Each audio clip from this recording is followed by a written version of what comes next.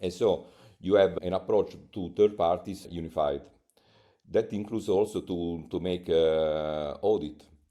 When you Mm-hmm. go to this third party and you perform an audit, you take with you a checklist with both data protection and security controls. Of course, there is an Uh-huh. overlapping, and the audit is also shorter. It's also more efficient, and you Yeah, see yeah. of this third party both the data protection and security side. Welcome to Secure and Simple podcast. In this podcast, we demystify cybersecurity governance, compliance with various standards and regulations, and other topics that are of interest for consultants, CISOs, and other cybersecurity professionals. I'm Dejan Kosutic, and I'm the host of Secure and Simple podcast. So today my guest is Luigi Viscione. He's CEO and founder of at Micsar. This is data protection and information security consultancy. And he is a very seasoned, very experienced consultant and professional. He's almost 10 years now in the consultant business, but before this, and basically in this business, he acts as CISO, so Chief Information Security Officer, and DPO, which is the Data Protection Officer for several companies. And before that, he was a manager in several large national and international groups in the ICT sector.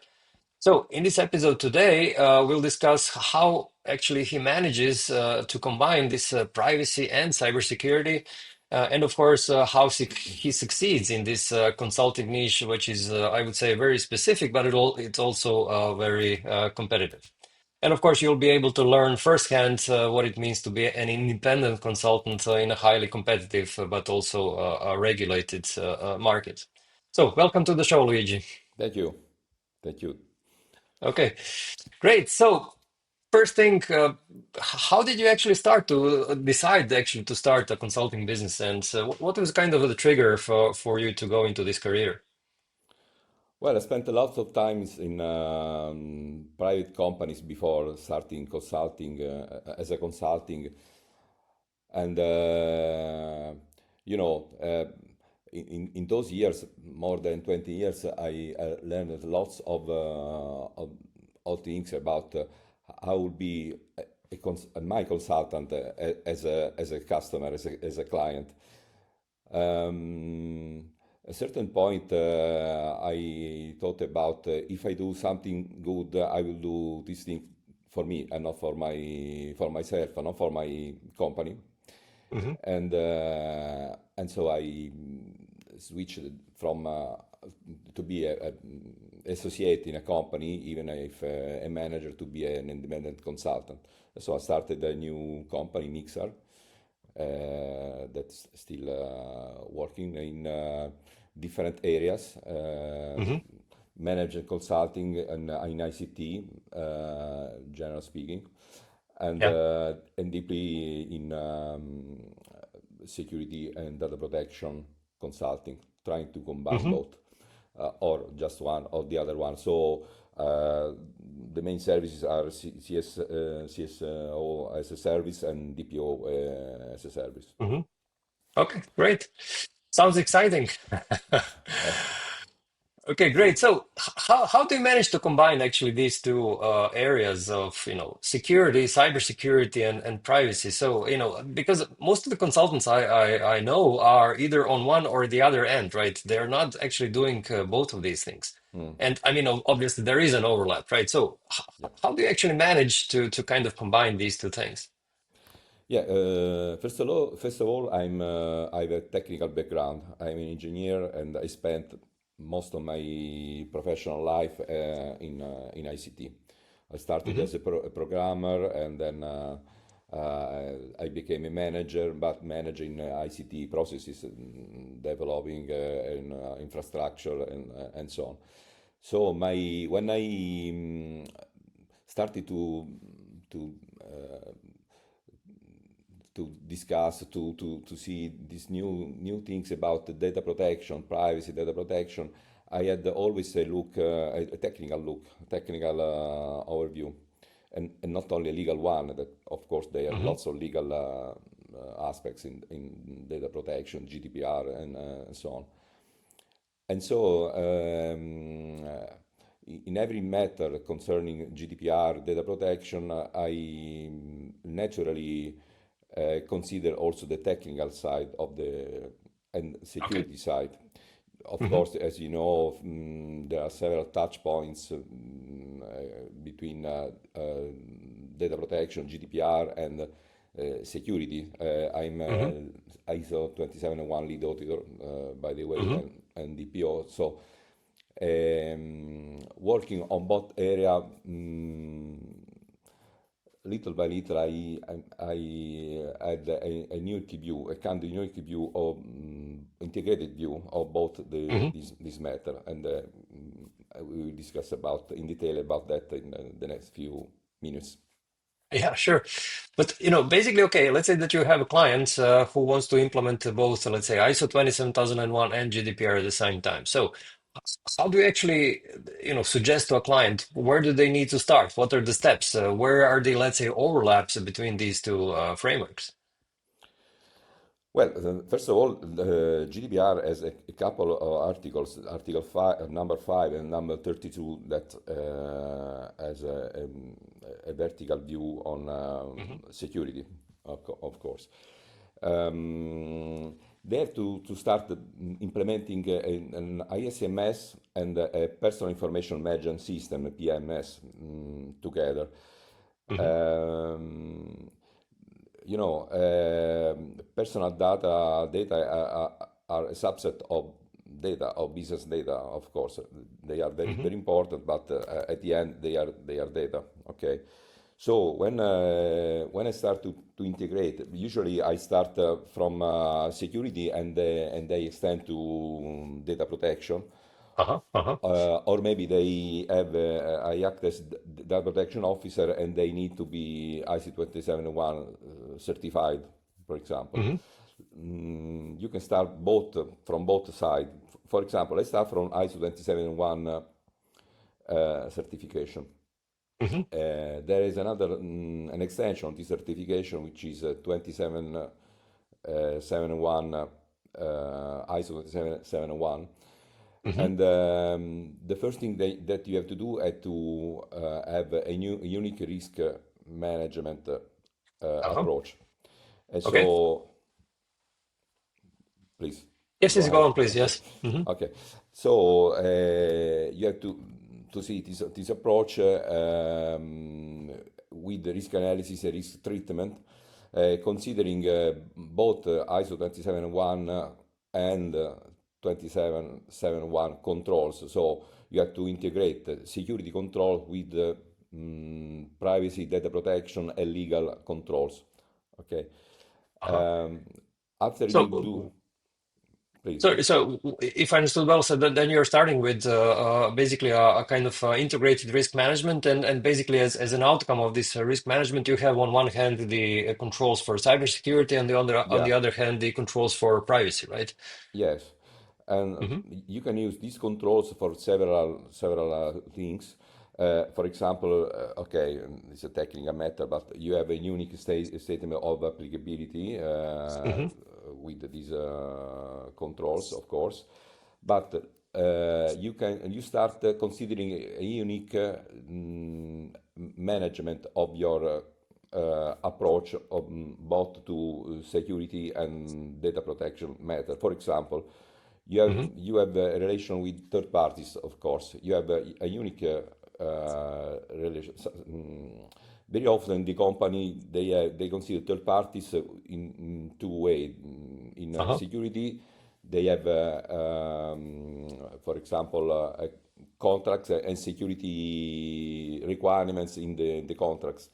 And for data protection, they have a DPA Hmm. that are two documents, but in these two documents, you always have the security requirements. Yeah, So yeah. what you can do is to integrate this security requirement in one unique unique documents, for example. Hmm. And so you have an approach to third parties unified. That includes also to make audit. When you Hmm. go to this third party and you perform an audit, you take with you a checklist with both data protection and security controls. Of course, there is an Uh-huh. overlapping, and the audit is also shorter. It's also more efficient, and you Yeah, see yeah. of this third party both the data protection and security side. Mm-hmm. Other point is when you start a new project. Mm-hmm. When you start a new project, usually comes in the meeting privacy officer, security manager, DPO, and so on, so on. So what I suggest, and also I do, and to write down a security and privacy by design integrated procedure. Uh-huh. Uh-huh. Uh, because before starting a project, you may ask some questions to the project management, to the project manager, and to other people at the table about security controls, but also about data protection controls, GDPR controls, legal Mm-hmm. controls. And so you write down a unique document, a unique approval of the project, both from security and data protection side. Mm-hmm. Mm-hmm. Other point is the way in which you handle the security incident, because of course security incident may happen on data, generally speaking, might be business data, but if they are personal data, uh, there should be a link between incident management procedure with data breach procedure. Uh-huh. Uh-huh. Okay, or you can write down a unique procedure that you call incident management procedure, and inside that procedure you fix what you have to do with the data breach. In case Uh-huh. of personal data breach, you know that in case of personal data breach is not only a security handling of the problem, but also you have to handle to evaluate the risk for the data subject, and once you evaluate the risk, you have to notify to the authority, to notify to the data subject this risk is very high, and so on. So there are some specific aspects in this incident management procedure, but except for this specific aspect, the rest is the same, because you have to handle, you have to contrast the attack, you have Mm-hmm. to put in place some actions to mitigate the risks, and so on. Yeah, yeah. Oh, these are great examples. I mean, incident management, third-party suppliers. So basically, these are great examples of actually where you can integrate all of these things. Now, question is, how do actually your clients react to this? Because usually these audiences within a company, for privacy, these are more on the lawyer side, right? Where for cybersecurity, this is more on the IT side. How do they actually react to this integration thing? And so, is there any kind of a resistance here, or do they see this as a positive thing? Well, sometimes there is a resistance because if you consider your job a kind of power position, of Hmm. course, I don't want people on security coming on my side, where I am on data protection, and the contrary, of course. But mostly they see this integrated approach as an opportunity, because if you are a legal, or if you are a privacy officer, uh, you need to consider also security in your Hmm. system. So, Okay. what is better that with you the most expert CI security experts? So they accept. Usually, they accept the integrated approach. Of course, it's Hmm. the complication is to explain if you are a legal or not technical, some technical aspects. But I see that they trust with us, and goes Uh-huh. very well. And so Okay, it's great. also a matter of accountability, because if you have an integrated approach, being a privacy officer, you can show that you have an integrated security and privacy by design procedure, an integrated incident management procedure, and you are accountable for that. And if the authority or some other audit comes in the company, you have an higher value of your accountability. You have an integrated approach, which is the better. Hmm. Okay, great. And what happens if there is a kind of let's say, conflict within the company where let's say the IT side wants, let's say, one kind of a solution, and let's say legal side wants a very different approach to basically the same thing. How do you then manage these kind of, let's say, different expectations from the same client company, and so, I mean, how do you reconcile them? Well, usually, as a former manager, I try to prepare the roadmap before to Hmm. understand what are the real objectives of both privacy and security organizations. Hmm. Uh, First of all, when I come in a company, in such a company, I had with me the enforcement from the top, very top management, from a CEO Hmm. or from general manager, and so this kind of project starts from the from the top management, Hmm. enforcing the objectives, because for them is a matter of business, or to mitigate the risks of their business. So uh, they don't care about their business unit, what they think. So usually, if I start with top management Uh-huh. behind me, usually it goes well. Yeah. And also, of course, they have a different, might have a different view, but the things they have to do are always the same, more or less. Uh-huh. Okay. And how do you actually get to the how do you get this support from the senior management? I mean, sometimes they're looking at these things as purely compliance, and they don't want really to deal with it, right? They want simply to they push it to the lower, let's say, management level. So how do you actually get this senior management support? Well, usually I try to explain them. First of all, I handle a meeting with them with a presentation, and which is not a technical presentation, not at all. Hmm. It is a business presentation, and they have to look their opportunities to be Uh-huh.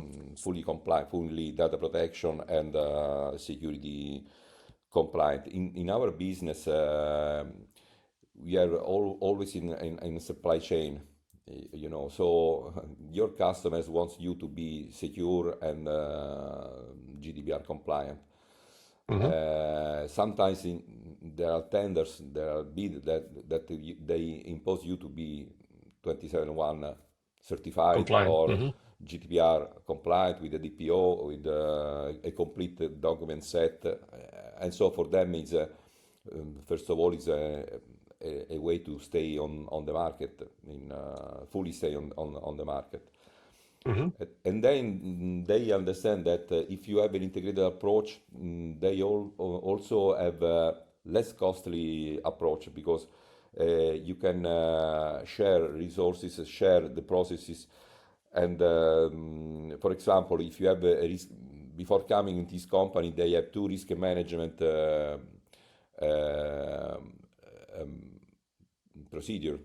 And so every time there's a new project, they first evaluate the privacy risk, and second they evaluate the security risk. And they spend a lot of time to evaluate this risk, and this comes in time to market Hmm. delay. So if you have an integrated approach, you have less time to market, which is very important for many companies. And this time to market is basically when they have to comply, when they have to apply for these tenders, or do you also see some other opportunities there?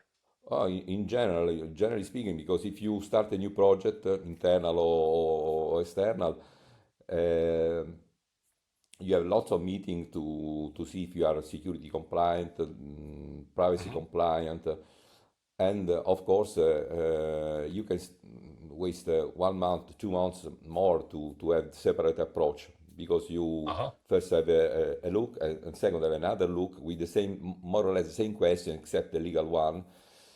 And they say, look, you always asked me that question in the security part. Why you privacy officer are you asking me again the same security questions?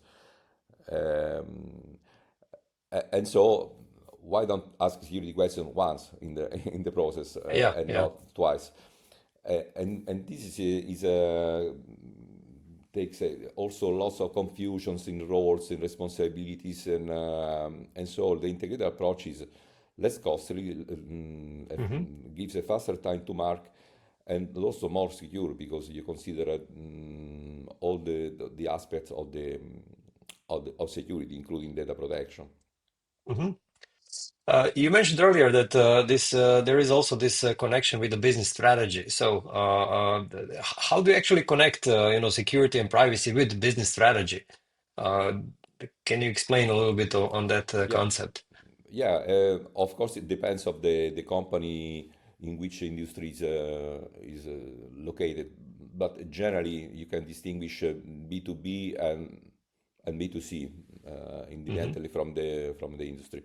If you are B2C, you have millions, billions of personal data, Uh-huh. and you want to offer to your final customer the most secure and compliant approach, because not only because about the fines, of course you may receive some fines from the authorities, and it is of course not good for the company, but also they take care in consumer about reputation.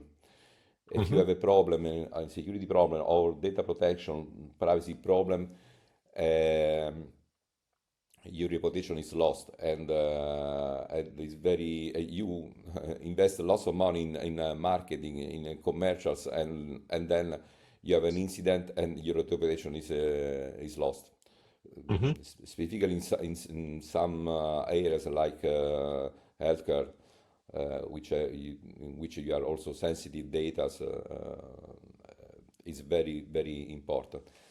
In B2B, you want to stay a step higher than your competitors. And so if Mm-hmm. you are, for example, certified ISO 27001, and also the extension, the data protection extension, you may compete from an higher point of view. For example, if they comes to you as auditor, Mm-hmm. you receive a third party auditor audit, and you are certified.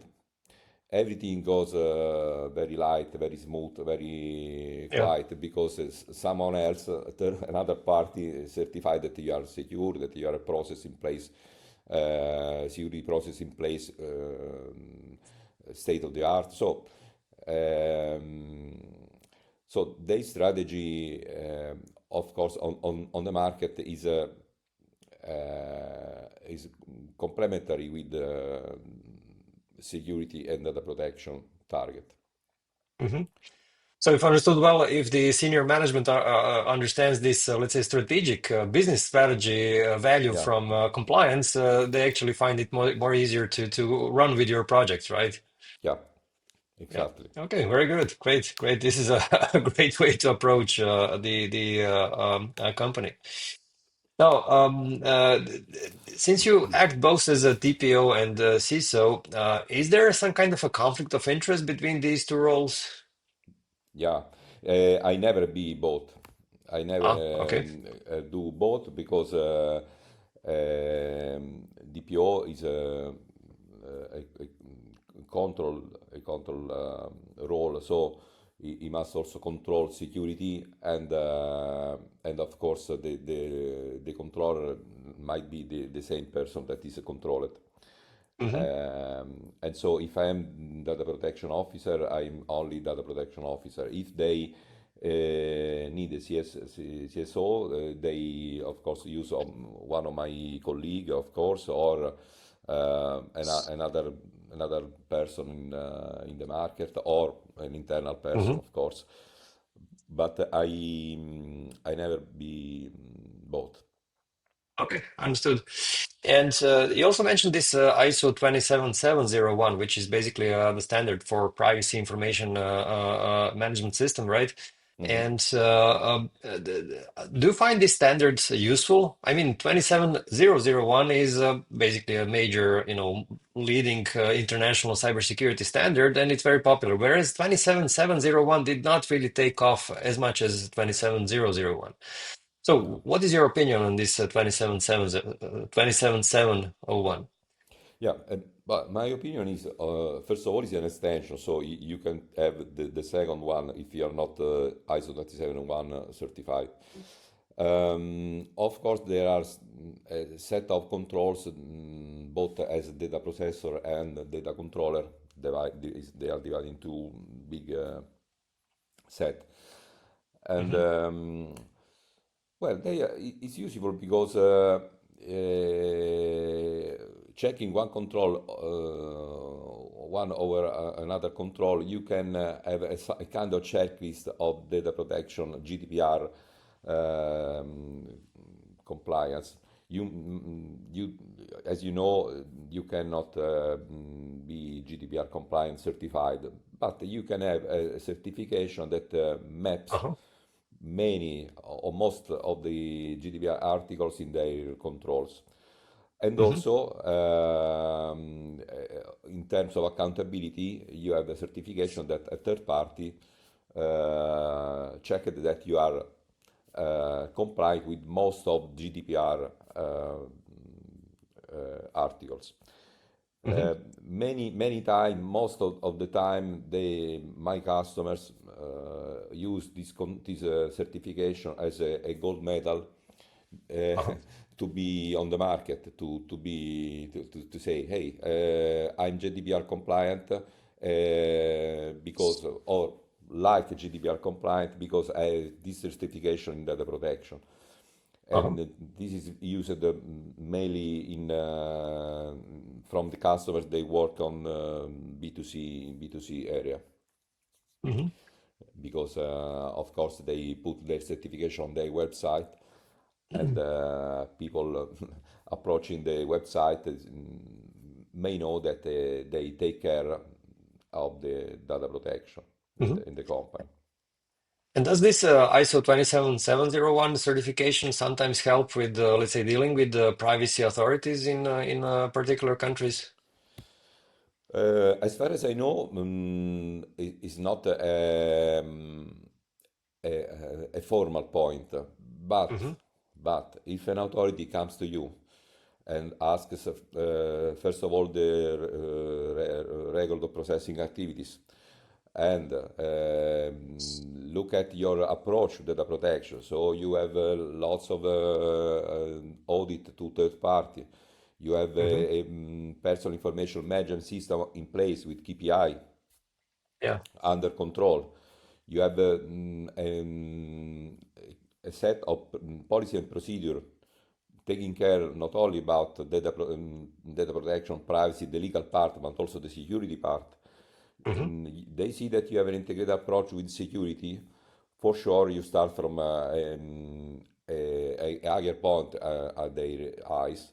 And if he have to give you a fine or give you some they do a fine, they will take care for sure about your approach to data Hmm. protection. Hmm. You, of Okay, course, you so it may helps, have in a other words. yeah, yeah, yeah. Okay. Okay, great. Now, let's switch a little bit the discussion to this more business side. I mean, from as a consultant. So, if I understood well, you're helping other companies become compliant. So you're acting as a, let's say, implementation consultant, but also on the other hand, you're helping them maintain their, let's say, security or privacy as a CISO or a DPO. And just from the business point of view, what is, let's say, more, I would say, a better business as a consultancy, right? Is it better to be on the implementation side or on this outsourced CISO or DPO side? Well, it's a very good question. Well, the implementation side is more operating, so you have lots of work to do in Hmm. completing policy procedures and also to have a project plan to the implementation. Um, but you know, if you are an expert, you have lots of policy procedures, framework that you already done with in other companies, in other situations. So you are Hmm. very quick to readapt them to their reality, to their situation, of course. And so you may so concentrate on the processes, on the, for example, on the training, because training is a very important part Hmm. on the certification. And to be side by side with management to have first of all the management review, but also to have to train also them, because also management must be Yeah. trained. I mean, maybe not formally, but on the job for sure. Hmm. And staying near side by side with them, you evolve a kind of trust approach with you, Hmm. and for sure other orders, other activities will come in the future. As a CISO or DPO, you have a connection with the very top management usually. Hmm. Yeah. Um, and you act as a manager in both situations, even if DPO is consulting, Yeah. but in terms of authority, you are a manager in the company, and also you have to consider also several aspects like the relationship between business unit, between people, between other managers. Hmm. Um, but usually you are a consultant of the senior management, of the general manager, of the CEO, Yeah. So you're closer to the power in the company, yeah, right? yeah, because of the power, and also while as a consultant you must convince them to do this and this in the roadmap to certification. Hmm. As a DPO and CISO, you say them what to do, and they have to do it. Of course, Yeah. Yeah. is in approach to you. Hmm. Also, you have to convince them, but you understand me. Yeah, yeah. No, and I completely get you. And you know, from the revenue point of view, typically consultants earn more through this, let's say, implementation projects. But the revenues from their, let's say, these CISO gigs are usually stable, more stable, right? Yeah. Because you know that you will get your money every month, and so this is you don't have too much effort to sell this service because you're already in the company. So it's a kind of a good balance to have, I think, between implementation and these, well, if I can tell them, maintenance jobs. Yeah, because if you establish a trust with the customer, you are a kind of temporary manager, but Hmm. temporary could be also years.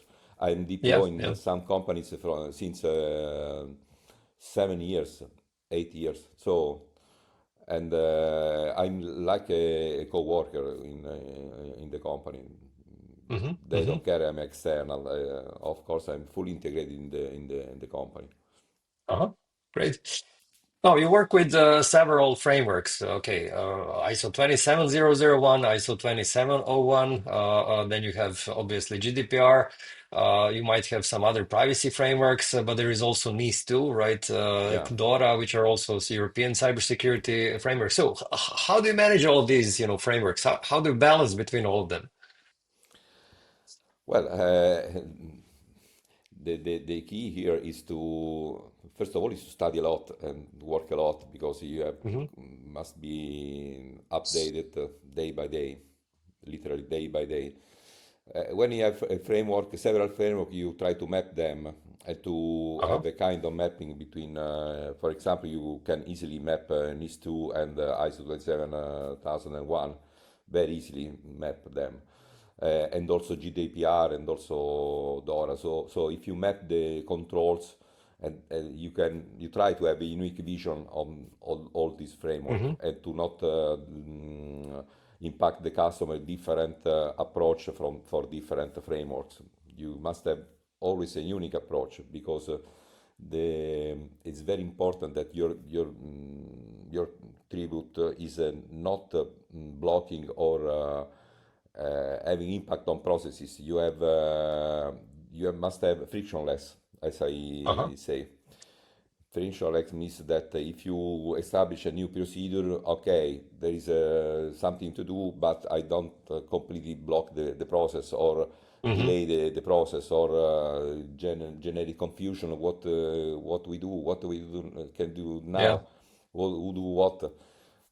So you must be very careful to roll responsibilities and to also to KPIs that comes with the new procedure Mm-hmm. in order to apply the procedure Yeah. better. Yeah. But how do you actually achieve this frictionless, I would say, approach to processes? I mean, most of these companies are usually afraid of consultants because they think that they will be suddenly burdened with additional procedures, additional rules, everything. So I mean, how do you achieve this frictionless experience for them? Okay, of course, the real cost of ISO 20, for example, ISO 271 certification is not paying the consultant or paying the certifier. Of course, the real cost is organizational cost. Hmm. If you are a new procedure that you before didn't have at all, of course, you must respect the procedure, and this is the cost. Okay. The cost is time to work. Okay, so frictionless Hmm. friction is not zero. There Yeah. is a friction, and I'm very clear when I start the project before selling the project that if they expect zero cost for certification, zero organizational cost for the certification, they have to ask to other people or a good luck if you find someone. Okay, Hmm. but the fact that you have a cost is not you have to minimize that cost. Okay, Hmm. to minimize the cost, for example, is not writing a general procedure, but to go deeply in the actual way of do their job and map the procedure on the real way of do the job, the operation, for example. Hmm. This is very important because sometimes we as consultant or me as a consultant, why why say we? Me as a consultant try to use this, of course, the same procedure, the same framework, the same approach. Why? Because you are quicker to deliver the procedure or the policy and so on. But of course, this is important, but it's very important to customize the procedure to the real processes. Because Hmm. if you customize, ideally they do always the same thing, but using respecting the procedure, respecting the policy. Hmm. So the secret here is to customize policies and procedure on the real processes. Yeah, but how actually can you really customize something so well for a customer and at the same time actually maintain this compliance with, I don't know, one or two or three frameworks? So what is the secret here? How to do this? Well, of course,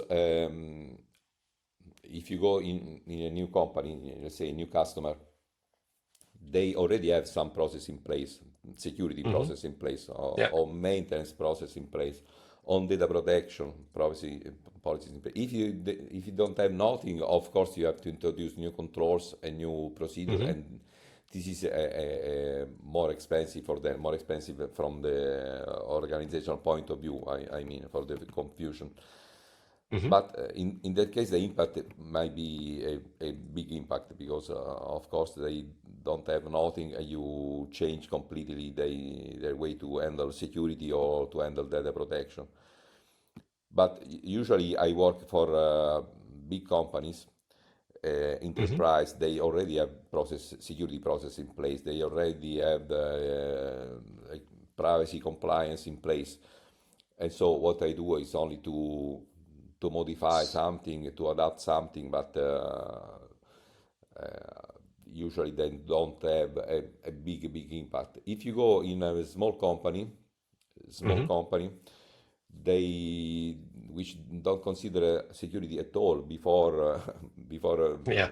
this project, it could be a big impact. So you must prepare them to have a big impact, but also in that case, I clearly explain them that to be to have a security approach is not is a matter of survival because today not being having zero security is not being on the market, but not Yeah. because Yeah. you are subject to attack from hackers, of course, yes, but because other companies don't consider you anymore if you see they see that you don't have a secure approach on Hmm. your processes. Yeah, yeah. Okay, very good. I noticed that you are actually also the lead author for ISO 42001, right? The AI standard from ISO. So, what do you think is the future of actually AI for consultants? So, how do you think the consultants should be using AI to their job? Well, of course, as a consultant, you must be prepared to use, you must use, not be prepared, you already use AI to do your job. Uh, Today, I have two tools here on my laptop, and I use it daily, AI. Hmm.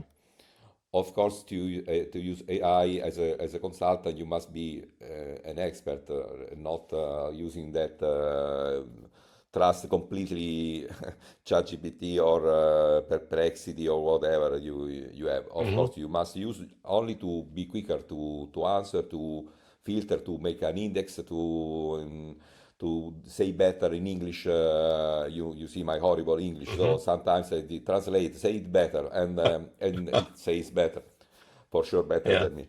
And so this is as a consulting. When I come in the company, I obtained the certification ISO 24001 because coming in the company, I see lots of projects, lots of different projects in different business units. I don't know Hmm. each other what they are doing. It's really a mess. Everyone from marketing to let's say ICT to legal to whatever, everybody are running on AI project just because Uh-huh. it's a trend, it's fashion, not only because and they don't have a unique approach to this matter, a unique approach considering AI risks, Hmm. considering AI impact on data protection, consider AI impacts on security, and this loss of governance opens a new business area to us as consultant, because Hmm. if you have like ISMS, Personal Information Management System, you have AI management system. Hmm. You Hmm. must have an AI management system, consider risks on AI, consider a unique approach, consider to spend money with an integrated approach, not business unit one, consider AI one, business unit two, consider AI two, and they don't talk each other, and a mess like that. Yeah.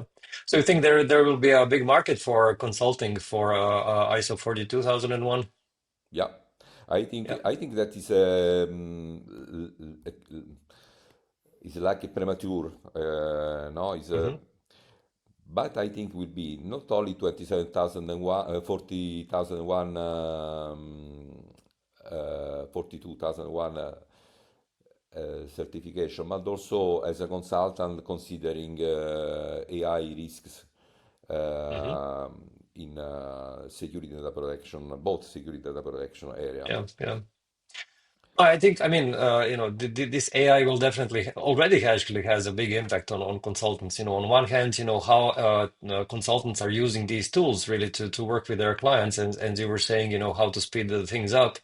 Also, on this end, actually, how do consultants distinguish themselves and Mm. from, let's say, AI tools? Because anyone can type into ChatGPT, write me a backup policy, right? So it's Yeah, something that consultants did before. Now, AI exactly. can do in a second. Yeah. So the question is really, how do consultants differentiate from these kind of tools, that are automatic? So, this is a very interesting question, really. Yeah, of course, is for me it's a kind of enabler. I will not be, I will never be a consulting or whatever. I don't know, using ChatGPT or other tools, because of course the answer, I have my answer, but I don't understand if the answer is correct, is complete, Hmm. is targeted on the context, on the question. So I Hmm. use it also to be faster, to be quicker, also to understand, for example, if there is a technical matter that I don't completely understand very, very well, Uh-huh. um, an acronymus, let's say, or a site that I'm okay. I start to ask questions, and in a few minutes, I don't have to read a book. In a few minutes, I become not an expert, but I Hmm. know something, considering also my gray hairs, that that I'm able to study very, very quickly now at my age. I can I'm an expert, only an expert of the specific side of technology. Hmm. Of course, I prefer to have the source of the answers from the AI, and that's Hmm. why I use, for example, Perplexity, that gives to me also the document attached, that I can investigate deeply and Hmm. read deeply, because I don't trust completely. Yeah, yeah, yeah. Uh, Yeah, I always need to double check, and this is yeah. still the thing with AI. It's you can never trust it completely, right? Yeah, in any case, this AI thing will be bigger and bigger, and certainly in some other episodes in this podcast, I'm going to certainly dedicate more time to investigate this because yeah, it's going to impact consultancy on a big level. Okay, so just to try to kind of go towards the end, where do you see actually consultancy going in the next, let's say, 5 to 10 years? So when we speak about cybersecurity and privacy consultancy. So how do you think this consultancy business will evolve in the next, yeah, in the next period? Well, the evolution, first of all, comes from the evolution of technologies and regulations. Here in Europe, Hmm.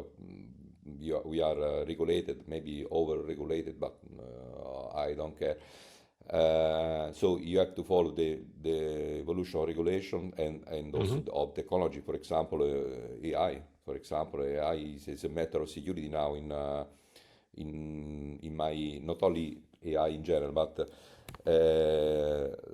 AI may be used also to be attacked from third parties, from a hacker, Hmm. and also to defend yourself. You may use AI, for example.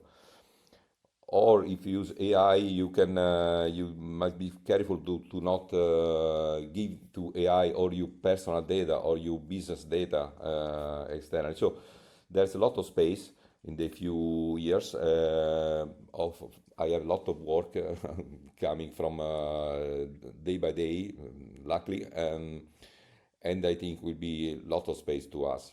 Of course, we must Hmm. be quick, very, very quick to understand, very quick um, to be prepared to new business, to new technologies, to new regulations. That is a real challenge for us, because the world of consulting is evolving monthly, Hmm. very, very quickly.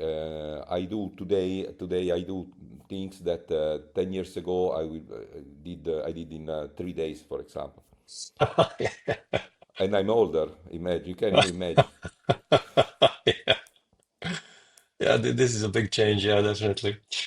Okay, so to wrap it up, what would you kind of summarize in, let's say, three most important things that the consultants acting in this cybersecurity and privacy arena? What are kind of the most important things consultants should keep in mind?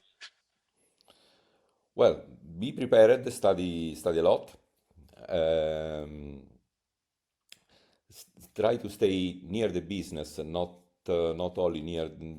Of course, the technical part is important, the legal part is important, is your job, of course, but try to stay near the business, near the processes, Hmm. near the business, and in that way, you will be considered as enabler, not a person that comes to you with horrible acronyms and unknown technologies to the business. Hmm. Hmm. Okay, great. Thank you for these insights, Luigi. It's been a pleasure talking to you. You're welcome. You're welcome. You're welcome. Thanks for making it this far in today's episode of Secure and Simple podcast. Here's some useful info for consultants and other professionals who do cybersecurity governance and compliance for a living. On Advisera website, you can check out various tools that can help your business. For example, Conformio software enables you to streamline and scale ISO 27001 implementation and maintenance for your clients. White label documentation toolkits for NIS2, DORA, ISO 27001 and other ISO standards enable you to create all the required documents for your clients. Accredited lead auditor and lead implementer courses for various standards and frameworks enable you to show your expertise to potential clients. And a learning management system called Company Training Academy with numerous videos for NIS2, DORA, ISO 27001 and other frameworks enable you to organize training and awareness programs for your clients' workforce. Check out the links in the description below for more information. If you like this podcast, please give it a thumbs up. It helps us with better ranking, and I would also appreciate if you share it with your colleagues. That's it for today. Stay safe.